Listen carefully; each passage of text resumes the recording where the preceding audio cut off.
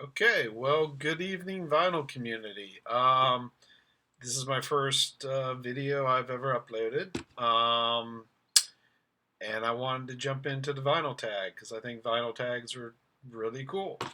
Um, so the quality is probably going to suck on this, but here we go.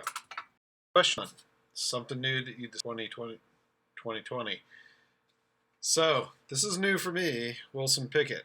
I've never really listened to him until this year. In general, I've been listening to a lot of soul and jazz and blues, which is kind of new for me in the last couple of years. This is a very nice vintage copy that I got at my local record store here in Falls Church called the CD Seller. Okay, question number two, a quarantine buy. Well, I don't know about you guys, but I've bought a lot of vinyl during the quarantine. But I think the one that I've bought during this period that probably stands out is just an amazing reissue. Just such a good remastering. Vinyl is so quiet. Just a stupendous reproduction of a fantastic album. I am, of course, talking about Portishead, Roseland, New York. Cannot praise this album too highly, and it is just a gorgeous pressing. A box set. This bad boy, I do not believe, was issued on vinyl. It is a behemoth 18 CD box set of Tangerine Dream called In Search of Hades. It's all the great classic albums from the Virgin catalog, 73 to 79, and a ton of live recordings. I didn't know this, but Tangerine Dream is actually a very improvisational band. Live albums like Ricochet are edited from these concerts that I believe that album was kind of edits from some highlights from some live shows. You didn't know what you're going to get night to night with this band. And there is just some dynamite live recordings in here. There are some Steve Wilson remixes to be found on this box set. This is just crack if you like Tangerine Dream, and I've been a fan ever since I was in high school. I just love this band. Cannot recommend this box set too highly. An LP you want in 2021. Well, speaking of another box set, we can expect to see a something similar to this coming out in 2021. We got the Deluxe Black Sabbath Paranoid behemoth last year. I won't go into this, but we're about to get a very similar box set for this bad boy coming out in a couple weeks. Many consider it their best album. We've probably all heard it. It's a classic. I cannot wait for that box set. A concept album. This is sort of a concept album. This is, of course, the famous Ogden's Nut Gone Flake by the Small Faces. I do not have it on vinyl. Side two of this album is a sort of concept album. It's a long, rambling, crazy psychedelic odyssey. The story of Happiness Stan. I've listened to this album many times. I've yet to be able to make any sense out of the story of Happiness Stan, but the album kicks ass. This is a classic if you haven't heard it. Mod meets psychedelia. Just a fantastic album if you've never heard Ogden's Nut Gone Flake. Okay, so next question. An album where the artist changed direction. As you can tell, I'm a big Talking Heads fan, and the band got a lot of grief when they put out this album, Speaking in Tongues. It was definitely kind of in the '80s. People would have said, "Oh, that's disco," because it was just kind of very, I guess, influenced by club music. It was just like a very danceable album. Um, as the years have gone by, I think this is now actually my favorite Talking Heads album. It was kind of regarded as sort of a sellout album when it came out for some reason. You listen to it today and you're just like, we would kill for a sellout album like this in 2021. It's just, um, like I said, it's really grown on me. I now think it's probably my favorite Talking Heads album. A White Album promo. I am pretty sure that I only have one actual White. I have a few promos. One for White Label. Uh, this is Windjammer by Freddie Hubbard. It's Freddie, the jazz trumpet player. One of his lesser '70s albums. It's worth listening to, but it's definitely kind of a step down from Red Clay and some of his better known albums. But it's still Freddie Hubbard. The man is just a badass on the trumpet. There you go, White Label promo.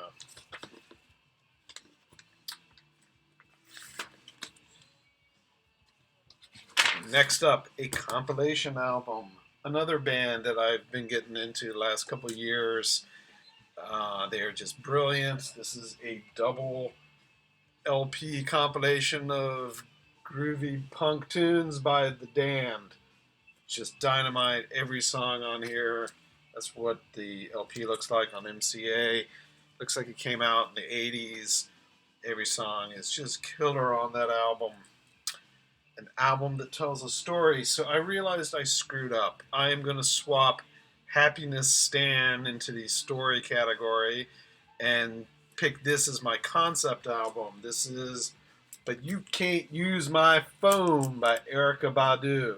This definitely is a concept album. There's a theme to every song in this album. They all have to do with telephones, technology, those little things that we carry around with us all day long. Songs, what's your phone number? Hi, can't use my phone. You used to call me. Just a fantastic album. Erykah Badu. A common album and an uncommon album. I like Santana. Who doesn't like some Santana?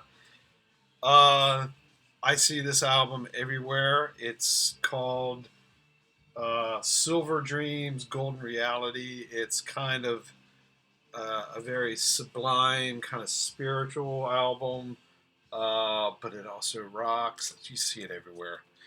And then I went looking for an album I've wanted for a while, Barbarella, which I would have thought it would be such an easy. Santana albums are usually really easy to find. This was right in the middle of the '70s period. I figure, how hard can it be to find? Could not find this album. Looked high and low. They were expensive. They were very beat up. And then one day I was getting an order ready, and I find out that there's a Speaker's Corner audiophile edition of this album. I never thought I'd pay a lot of money for this album, but I figure if I'm going to get a copy of Barbarella, you might as well get a really good copy of Barbarella. And this is just a fantastic sounding audiophile pressing. But yeah, turns out that that was a very hard album to find.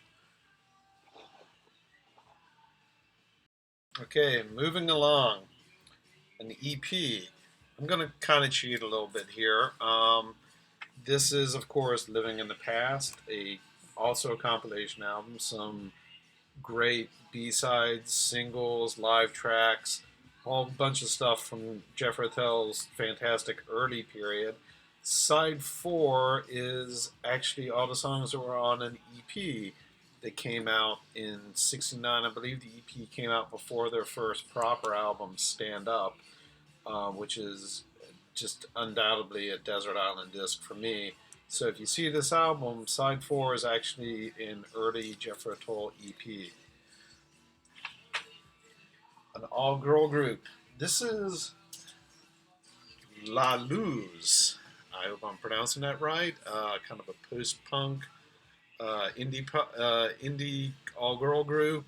Really solid. This album cover, if you see that, it's kind of got a 3D picture on the front of it, and they were kind enough to give you 3D glasses to go along with your 3D album cover. So, La Luz, all-girl band. An album you would like to see issued on vinyl. There's quite a few of these I could get into, but this is my pick. The band is called Sky Cries Mary. The album is called A Return to the Inner Experience. It's sort of neo psychedelic, post punk, kind of grunge. I believe they were from Seattle in the mid 90s. Um, I guess if I was to compare them to anyone, it kind of reminded me of Brian Jonestown Massacre. In fact, they do cover the Rolling Stones' 2000 Light Years from Home is on this album. There's also a cover of an Iggy and the Stooges on this album, an Iggy and the Stooges song on this album. Um, this album is just killer, and I would really like to see a reissue of this on Record Store Day or Rocktober, or just a great album. Um, an album where you love the cover. Um, I just love Metal by Pink Floyd. It's my favorite Floyd album. I've always really dug the kind of psychedelic, very. I mean, this album cover just looks like what Echoes sounds like. It's just, when I think of Pink Floyd, this is what I think of. And I've been listening to this album for years, and I only recently learned that photograph on this album is actually an ear. That's what that picture is. I could never make any sense out of this. I actually thought it was maybe a nose. It does kind of look like a nose, but no, it's actually an ear. I just learned that about 2 years ago. Um,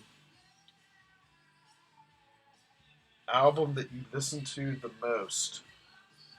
Um, there's a couple that I could mention.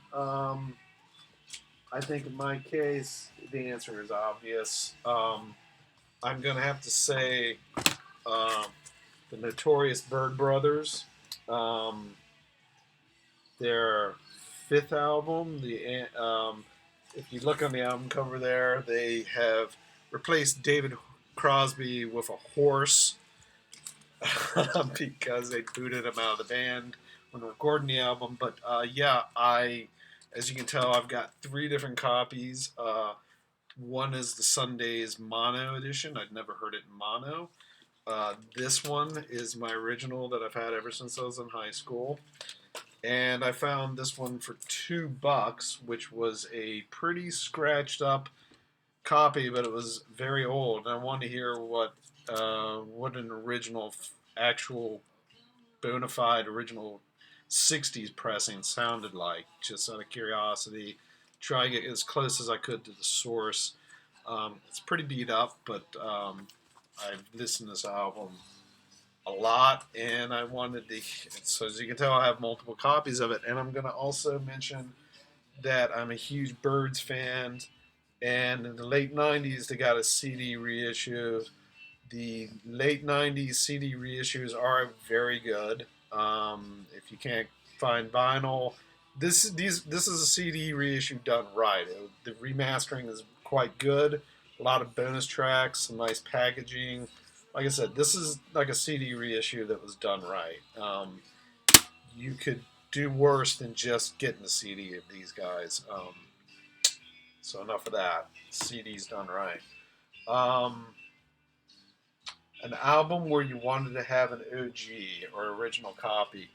Um, I have often gotten the feeling that I've never heard a really good remaster or good pressing of Zeppelin 2. Um, they're notoriously very expensive, very rare. The Robert Ludwig pressings are very expensive, very sought after.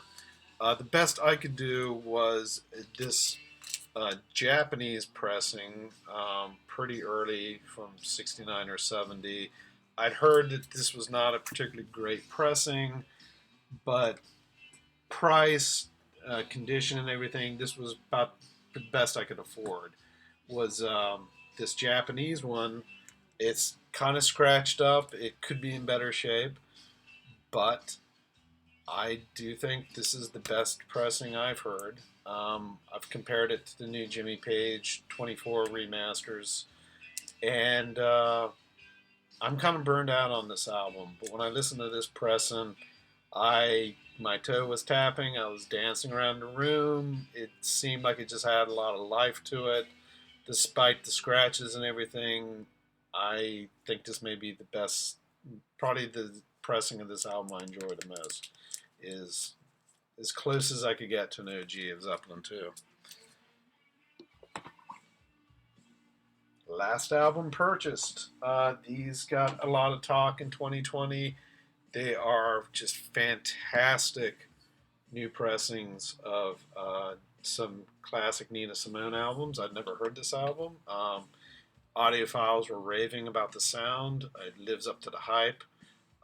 If you can get one of these while they're still in print, snag them. These are like cut from the original tapes, and it's just really good. An album people don't get. I've heard a lot of people just scratch their heads at the band Eloy.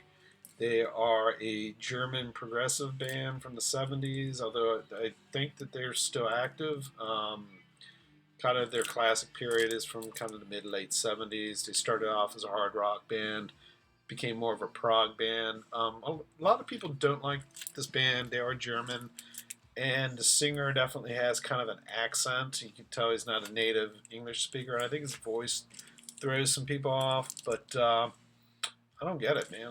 I love Eloy. Love me some Eloy. Um, they are not easy to find here in the States. Pretty much most of what I've seen on Discogs is from Europe, Germany in particular. I'm pretty sure that's where I got this copy from. But if you see any Eloy, don't hesitate. A punk record. This is the album See How We Are by the band X. Now, X, as I'm sure all of you know, is probably the LA punk band from that scene in the late 70s. Their first debut album by X is kind of a defining album of that whole scene. This is later. This is a couple years later. There's even kind of some country influence on this album. I actually really prefer this one over their debut album. I really like this album. I got it from a seller on Discogs who always has good stuff at reasonable prices. I don't know if I've ever seen this one in the wild. If you see a copy, snag it. You won't be disappointed. And lastly, best reissue of 2020. I guess for me, I do believe this was from 2020. I became aware that I saw this album pop up, I think around October, and it seemed like it was getting snatched up pretty quick, so I figured I better snag it. It is a mono pressing of Forever Changes, one of the greatest albums of all time, of course. But this is definitely, yeah, this is the mono version, which I'd never heard, and it sounds fantastic. It's a great sounding pressing. I think there were a lot of reissues this year, but this is like one of my all-time favorite albums. So probably gets to vote as my favorite reissue of 2020. So anyway, that's my first final tag. I've really enjoyed watching some of the other ones. I was streaming some stuff on Spotify today based on recommendations from other VC members and just hearing some really killer stuff. So I appreciate hearing these. This is just a great way to get turned on to some classic music, and hope you all have a good 2021. It's definitely been off to an interesting start. Have a good evening, everyone.